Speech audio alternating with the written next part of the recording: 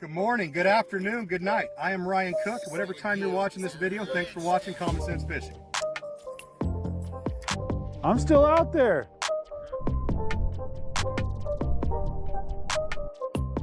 Oh my God. Perfect, I like that. Oh my God, oh my God.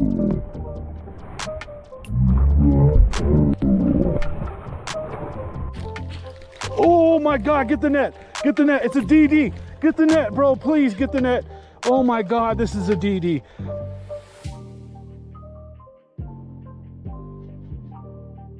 Hey, what's up guys? Nick the Informative Fisherman here, and you're watching Common Sense Fishing. Check it out. Bam. When they're monsters like that, they can, huh? What you looking at? We're gonna start by showing you what the real floating fly is first. So the real floating fly is going to be a slip bobber. Sorry, horrible drawing, right? And then you're going to want to use about an 1/8 ounce hair jig,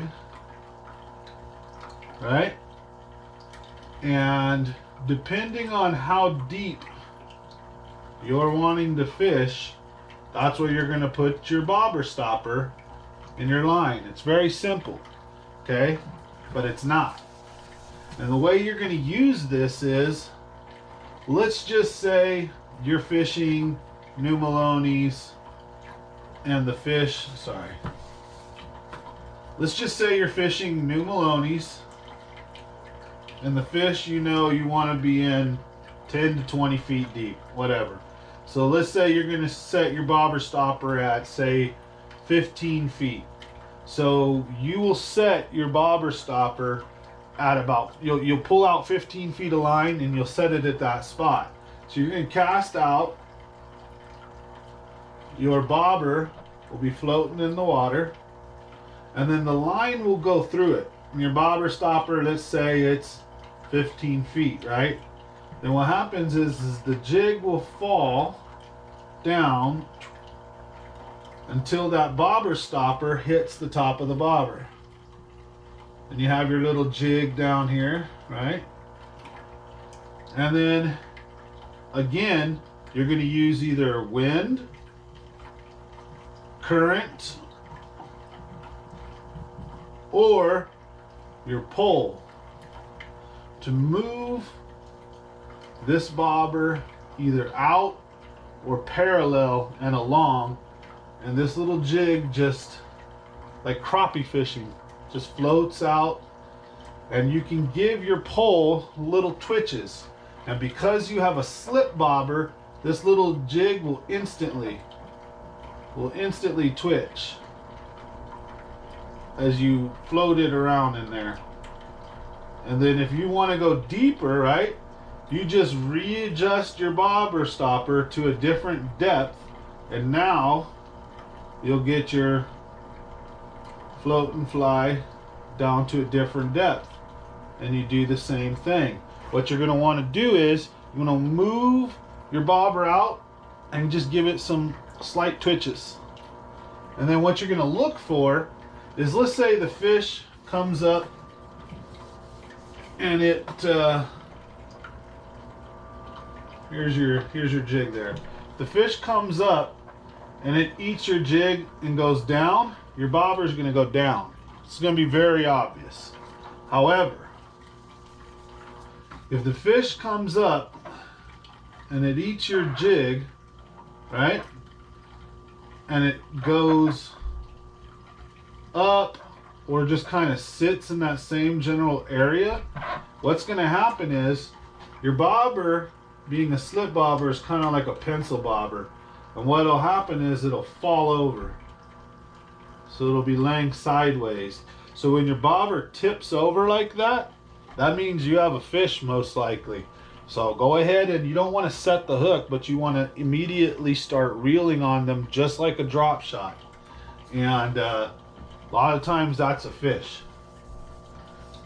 So that's basically the floating fly in a nutshell, very quickly broken down. Now, let's say we have our shoreline, right? and we have our boat here. And you know how I like to fish. Like say that strike zone is in a certain area and I want to do this, right? Well, what I'll do is, let's say this is the area I want to cover.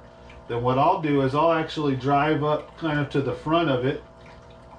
I'll cast out with my bobber, with my floating fly, and I let the wind, the current naturally take it. And then I position my boat. Right, I'll turn my boat and I just follow it, right?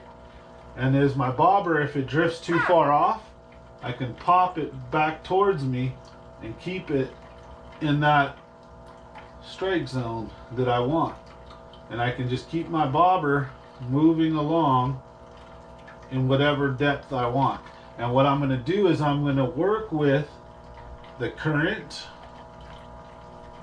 or the wind and make sure that I'm drifting along the right way so that I can just, you know, let my bobber do its thing. That's kind of how I've been using it. There's a lot of different ways. You know, you can cast it at the shore and bring it and float it away. Many different ways to do it. So I am in no way, shape, or form a float and fly expert. I want to get that out the way right now. So shout out to Matt Frazier for showing me kind of the ins and outs on a quick trip. Thank you so much. So that is the traditional float and fly. Now here's the redneck float and fly, and why to me it's so different.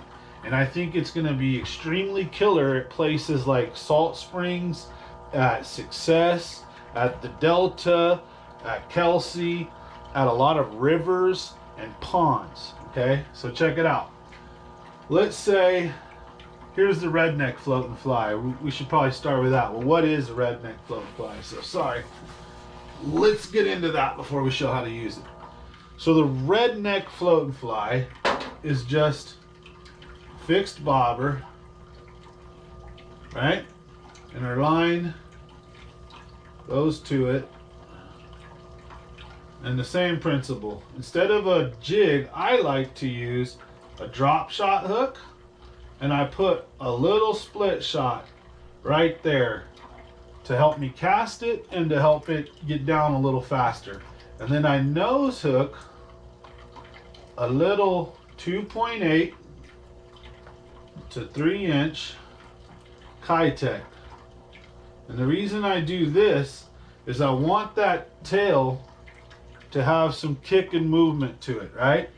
Or you can throw the hair jig like the real float and fly. You can actually do that too, and it'll work just fine. So that's the redneck float and fly. It's pretty easy. There is no moving, there is no slipping, there is no bobber stop. It's going to be very simple. So we're going to show you how to use it and how to set it up. Okay, first of all, you want to know what is the general depth, the strike zone, where the fish are at, how deep is the body of water that you're fishing. So the redneck float and fly is really killer in more shallow water, largemouth, right? So what I'm going to do with the redneck float and fly is I'm going to figure out how deep I am first of all. So let's say we're 12 feet deep. All right, so first of all, now I know how deep I am. Second of all, we're going to use our graph and we'll know what kind of body of water we're fishing. Most shallow bodies of water are going to have grass, hydrilla, stuff like that, right? And you're going to have rocks or some kind of stuff in a lot of bodies of water as well. Lay downs, all kinds of other different stuff. But Kelsey, where I was performing this, has a lot of just random, and if you've fished it, you know, you'll see big old expanses of nothing but silt and dirt, and then these little plumes of weeds that are left over. And in the summertime, it'll be all over the place, right? But in the wintertime, they die down and there's these small pieces left.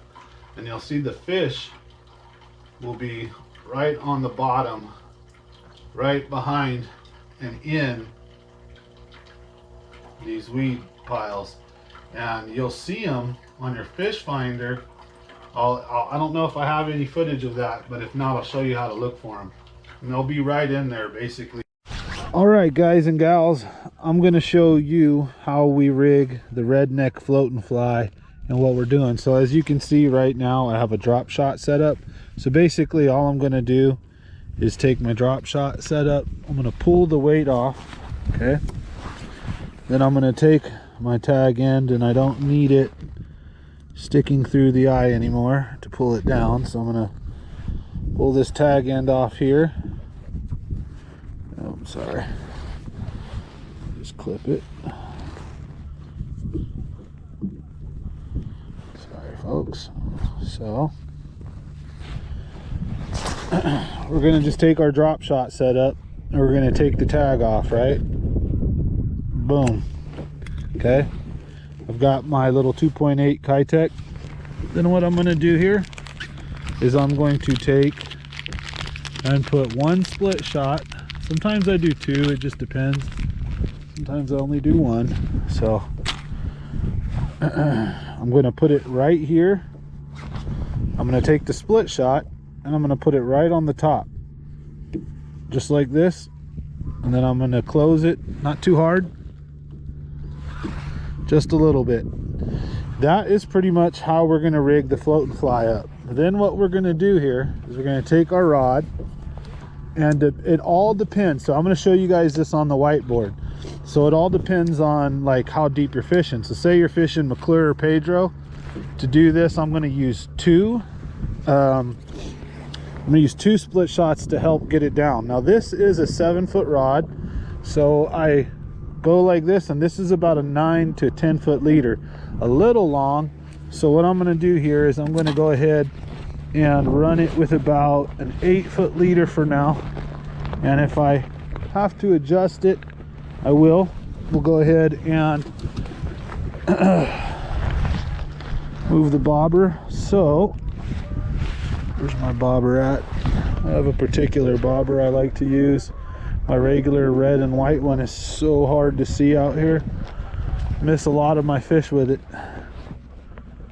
So I would recommend, let's see if I can find it, where the heck it's at. All right, so I like to use a high visibility bobber like this. This works really good. So we're going to take it here, we're going to put it on with this part sticking up. That's how I like to rig it.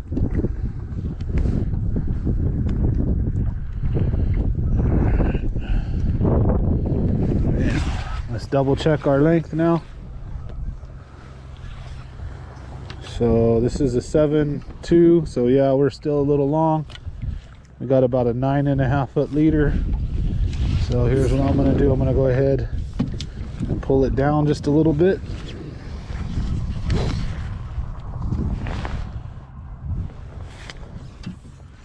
Alright, and here's how you want to check your leader.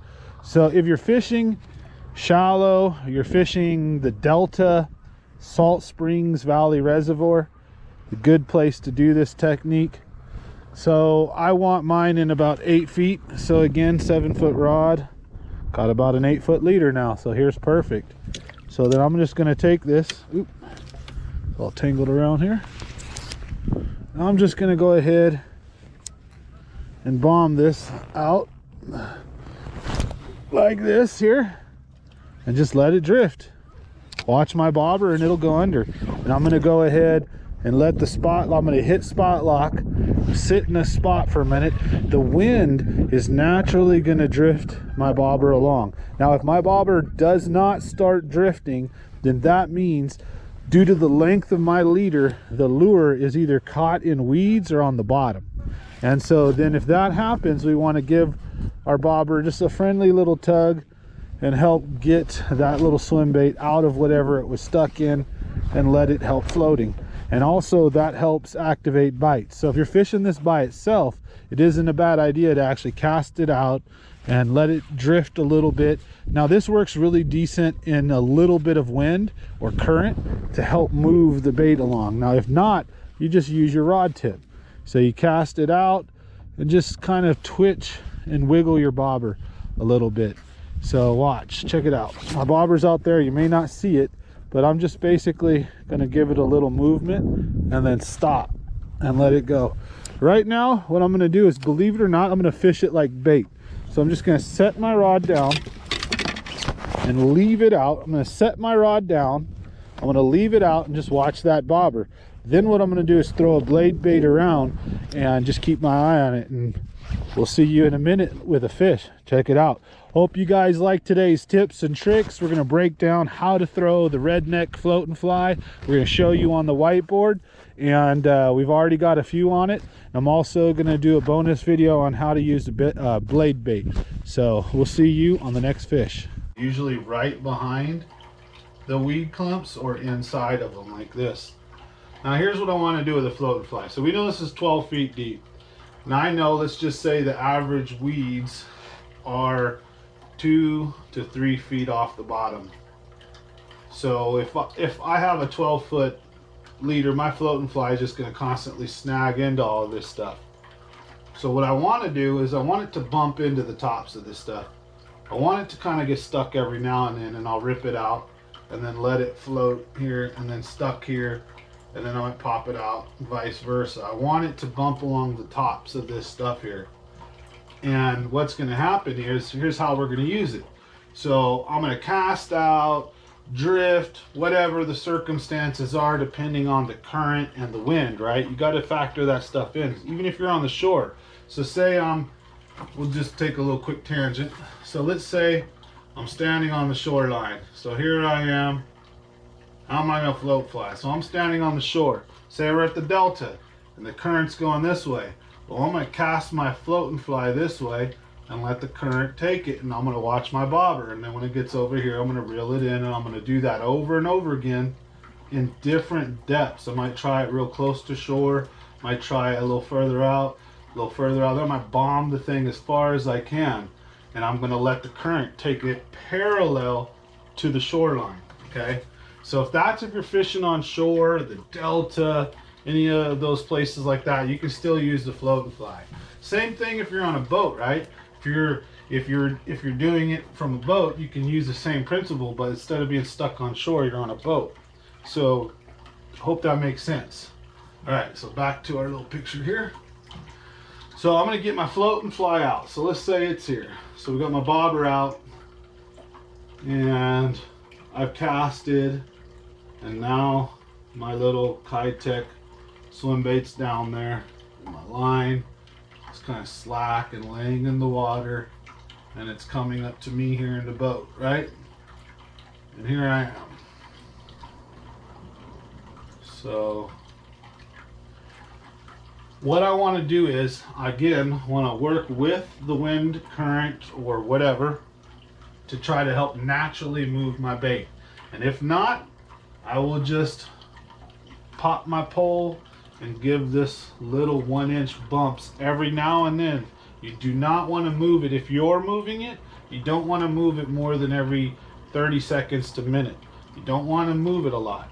Move it a little and then let it sit there. Then move it a little and then let it sit there. Or if the current or wind's doing it, just relax and let it do its job and keep your eye on it. Now here's what's going to happen. That bobber's going to slowly move its way along. And as it does that, this is just going to slowly move its way along as well. But every once in a while, right, let's say it's down here, it might bump into something right here. And what's going to happen is, then your bobber is going to be right here. Your line will kind of get tight, and the bobber won't be able to move anymore. Now if you notice that your bobber's sitting in one spot, give it a little tug and pop it out, because your little Kitech or your fly or whatever is probably in some hydrilla or weeds. Okay, so then you do that and you just keep inching your bobber forward. Now here's what happens. So let's say I was stuck in there and I pop my bobber forward, right? And now this thing comes loose. So I pop it out. Here's my little Kitech. Here's what's going to happen. It's going to pendulum like a crappie jig, right? It's going to slowly, just slowly, until it's equalized, until it's straight up and down, right? And then I'll pop my bobber some more, and it'll do the same thing. And then I'll move my bobber some more, and it'll do the same thing. What I'm basically just want my bait to do is I move the bobber and my bait's just going to slowly sink and swim forward.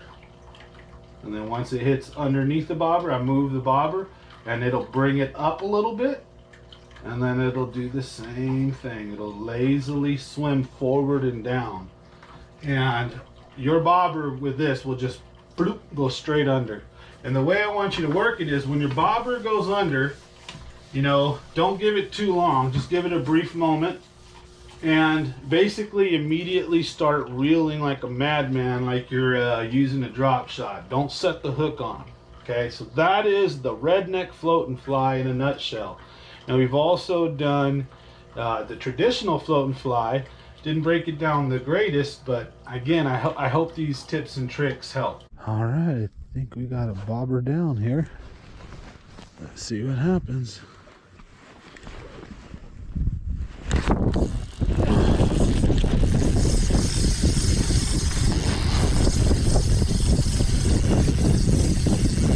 Yep, got one. Nice. Got one. Float and fly. Seems like it might be a little guy. We'll see.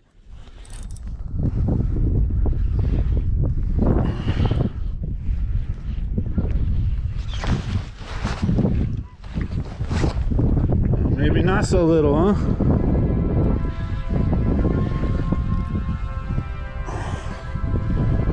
I need to see it yet, huh? There she is.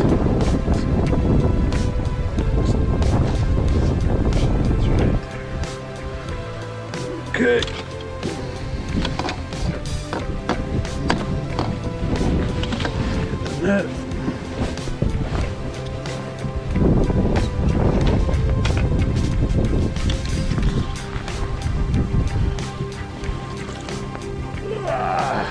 Nice. All right. Bam. Got her on the float and fly. Nice. First redneck float and fly fish of the day. So far the blade bait, the blade bait has really just put a hurting on them today, but I knew I'd get one like this eventually.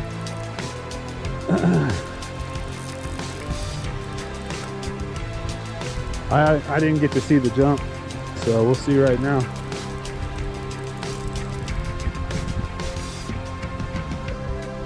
Oh yeah, it's a hefty one. She's at least a 2.5, maybe a 3, just by the fight alone, I'd say.